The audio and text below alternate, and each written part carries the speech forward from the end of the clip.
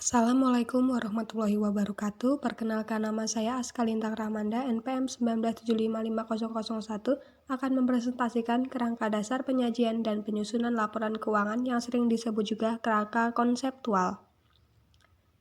Merupakan konsep-konsep yang menjadi dasar penyusunan dan penyajian laporan keuangan untuk tujuan umum dan digunakan sebagai pedoman penyusunan standar dan pengembangan standar di masa mendatang dan sebagai pedoman untuk menyelesaikan permasalahan akuntansi yang belum diatur dalam standar yang telah ada. Kerangka konseptual ditunjukkan untuk 1. Menyusun standar akuntansi keuangan dalam pelaksanaan tugasnya. 2. Penyusun laporan keuangan untuk menanggulangi masalah akuntansi yang belum diatur dalam standar akuntansi keuangan. 3. Auditor dalam memberikan pendapat mengenai apakah laporan keuangan disusun sesuai dengan prinsip akuntansi yang berlaku. 4. Para pemakai dalam menafsirkan informasi yang disajikan dalam laporan keuangan. Kerangka konseptual menurut PSAK. 1. Pengguna laporan keuangan. 2. Tujuan laporan keuangan. 3. Asumsi dasar. 4. Karakteristik kualitatif. 6. Konsep pengakuan dan pengukuran unsur laporan keuangan. 6. Konsep pemeliharaan modal. Pengguna laporan keuangan yaitu investor, karyawan, pemberi jaminan, pemasok dan kreditur, pelanggan, pemerintah, dan masyarakat. Menurut kerangka konseptual IFRS, tujuan laporan keuangan adalah menyediakan informasi yang menyangkut posisi keuangan, kinerja, serta perubahan posisi keuangan yang bermanfaat bagi sebagian besar pemakai dan pengambil keputusan ekonomi. Berdasarkan konsep akrual, pengaruh transaksi dan peristiwa lain diakui pada saat terjadinya, bukan pada saat kas terima atau dibayarkan. Konsep akrual lebih mencerminkan substansi ekonomi suatu transaksi. Berdasarkan asumsi ini, entitas tidak hanya mengakui kas yang diterima, tapi juga mengakui klaim kepada pihak lain atau piutang, liabilitas kepada pihak lain atau utang, mengakui aset selain kas.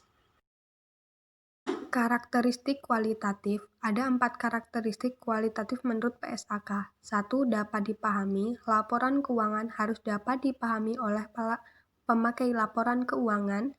2. Relevan. Informasi yang disajikan harus relevan, berhubungan dengan kegunaan informasi tersebut dalam pengambilan keputusan informasi. 3. Keandalan. Informasi yang bebas dari pengertian yang menyesatkan, bebas dari salah saji material.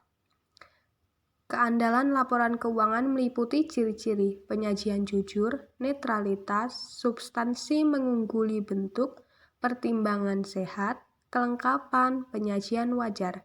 4. Dapat dibandingkan. Implikasi karakteristik dapat dibandingkan adalah bahwa pemakai harus mendapat informasi tentang kebijakan akuntansi yang digunakan dan perubahan kebijakan serta penggunaan perubahan tersebut. Kendala informasi yang relevan dan andal. Tepat waktu. Jika informasi yang disajikan terlambat, akan menyebabkan informasi tersebut kehilangan relevansinya. Manajemen harus menyeimbangkan manfaat informasi tepat waktu dan keandalan informasi. Keseimbangan antara biaya dan manfaat. Manfaat yang dihasilkan informasi harus melebihi biaya penyusunannya. Keseimbangan di antara karakteristik kualitatif. Tujuannya secara umum adalah untuk mencapai suatu keseimbangan yang tepat antara berbagai karakteristik untuk memenuhi tujuan laporan keuangan. Unsur laporan keuangan. Unsur yang terkait dengan posisi keuangan adalah aset, liabilitas, dan ekuitas. Unsur dalam posisi keuangan yang pertama ada aset, adalah sumber daya yang dikuasai oleh entitas sebagai akibat dari peristiwa masa lalu dan dari mana manfaat ekonomi di masa depan diharapkan akan diperoleh entitas. 2. Liabilitas merupakan utang entitas masa kini yang timbul dari peristiwa masa lalu. Penyelesaian liabilitas dapat dilakukan dengan pembayaran kas, penyerahan aset lain, pemberian jasa, penggantian liabilitas tersebut dengan liabilitas lain. Yang ketiga, ekuitas adalah hak residual atas aset entitas telah dikurangi semua liabilitas. Ekuitas dibuat subklarifikasi dalam laporan posisi keuangan. Misalnya untuk perseroan terbatas diklarifikasikan sebagai setoran modal, saldo laba, dan pencadangan saldo laba. Pembentukan cadangan kadang diharuskan oleh suatu peraturan perundang-undangan atau karena keinginan manajemen. Kinerja. Unsur yang langsung berkaitan dengan laba adalah penghasilan atau income dan beban atau expense.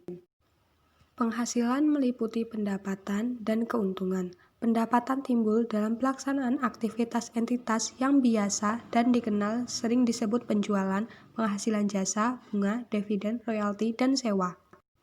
Sedangkan beban mencakup kerugian maupun beban yang timbul dari aktivitas operasional suatu entitas yang biasa. Beban dari aktivitas entitas misalnya beban pokok penjualan, gaji, dan penyusutan. Beban tersebut biasanya berbentuk arus keluar atau berkurangnya aset seperti kas, persediaan, dan aset tetap. Pengakuan unsur laporan keuangan merupakan proses penentuan apakah suatu pos yang memenuhi definisi unsur dinyatakan laporan posisi keuangan atau laporan laba rugi komprehensif. Selanjutnya, pengukuran unsur laporan keuangan adalah proses penetapan jumlah uang yang unsur laporan keuangan yang disajikan dalam laporan keuangan dan laporan laba rugi komprehensif.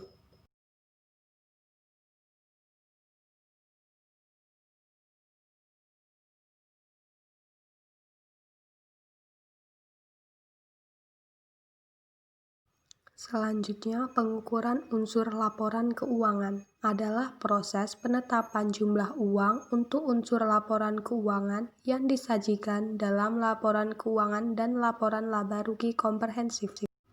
Berbagai dasar pengukuran tersebut adalah biaya historis adalah biaya perolehan pada tanggal transaksi. Biaya kini, biaya yang seharusnya diperoleh saat ini atau pada saat pengukuran. Nilai realisasi atau penyelesaian adalah nilai yang dapat diperoleh dengan menjual aset dalam melepasan normal. Nilai kini adalah arus kas masuk neto di masa depan yang didiskontokan ke biaya kini dari pos yang diharapkan dapat memberikan hasil dalam melaksanakan usaha normal. Dasar pengukuran yang lazim digunakan entitas dalam penyusunan laporan keuangan adalah biaya historis. Konsep pemeliharaan modal. 1. Pemeliharaan modal keuangan. Modal adalah aset neto atau ekuitas entitas, yaitu uang atau daya beli yang diinvestasikan. Labanya hanya diperoleh jika jumlah finansial dari aset neto pada akhir periode melebihi jumlah finansial dari aset neto pada awal periode, setelah memasukkan kembali setiap distribusi kepada dan mengeluarkan setiap kontribusi dari para pemilik selama satu periode. Pemeliharaan modal keuangan dapat diukur dalam satuan daya beli yang konstan. 2. Pemeliharaan modal fisik. Modal dipandang sebagai kapasitas produktif suatu entitas yang didasarkan pada hasil output per hari atau kemampuan untuk produksi. Labanya hanya diperoleh jika kapasitas produktif fisik atau kemampuan usaha pada akhir periode melebihi kapasitas produksi fisik pada awal periode. Pemilihan dasar pengukuran dan konsep pemeliharaan modal akan menentukan model akuntansi yang digunakan dalam penyusunan laporan keuangan. Saya mohon maaf apabila terdapat kesalahan. Saya akhiri. Wassalamualaikum warahmatullahi wabarakatuh. Terima kasih.